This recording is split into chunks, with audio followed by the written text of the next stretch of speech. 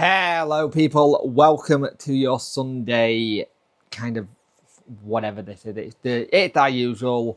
Let's speak about what Henrik said and how everything went and all that kind of stuff, and what the opposition manager said as well. Please like, share and subscribe to the channel, much appreciate it. Liking helps the algorithm, sharing gets in front of people's faces, and comments help drive it as well. And hit that subscribe button if you want to see more. So, Sheffield Wednesday boss was frustrated with the defeat versus Charlton. He said we played fantastic second half to be 2-0 down. The whole situation for them to do that in the second half, fantastic from the boys. But I told them in the dressing room, this is courage, braveness, belief. We saw that in the second half. We do not need to be 2-0 down to get to this. And I think that's one of the biggest things we've had. We've had this a lot this season and last season where we had to be down and out to then go and get the net goal to like get going again. And I think that's something we've seen a lot. We had to think about big ourselves and beginning of the game because we can do more. Now, you saw Iorfa went off on the 35th minute. Didn't look good. He said it's difficult to say now, but it looked like it was a dead leg on his hip. We hope it's not too serious because it would be nice for him to play on Wednesday again. And the thing is, you really want to see him play on Wednesday night because we need it. We don't have many defenders as it is. We're losing on left, right and centre. And we're going into the next game. We will have the situation where we won't have Hover in net because of the red card. We don't know yet how long that's going to be. But it's one of them. And it's interesting because one of the things you saw at the end of the game was the Jones go and clap the away support. And I think he knows what it's like. And this is what Jones had said. We said before the game they are having a right go at this, look at their certain things with their performance that I won't discuss because it's not my football club, but they're having a go. I know Barry Bannon really well. He's the credit and player to them. They've got good players. Some of these players are championship players like Lowe, Iorfa, Bars, even played for me when I went to play a final with Luton. They were good players. I went up to the crowd with them. I really hope they don't think it was sarcasm at all because these are tough times. Our club knows what it's like. We came through it with the gods and we will too. They will too.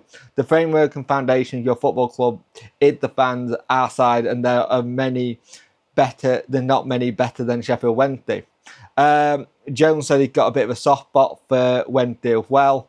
Watching them through the day, he said, "I know there are bigger problems in the world. I know things are happening at football club. To be fair to him, Chancellor put a lot of money into Sheffield Wednesday. They had the right to go at getting promoted. I remember playing against the wonderful sides like Fletcher. I had no idea why I can't comment because it's not my concern. But he liked it. Some of his favourite players were Chris Waddle and stuff like that. Dave Hirsch, Sheridan. I love watching it. It's a fantastic football club and hopefully whatever has to be done can be done. But that's not my concern."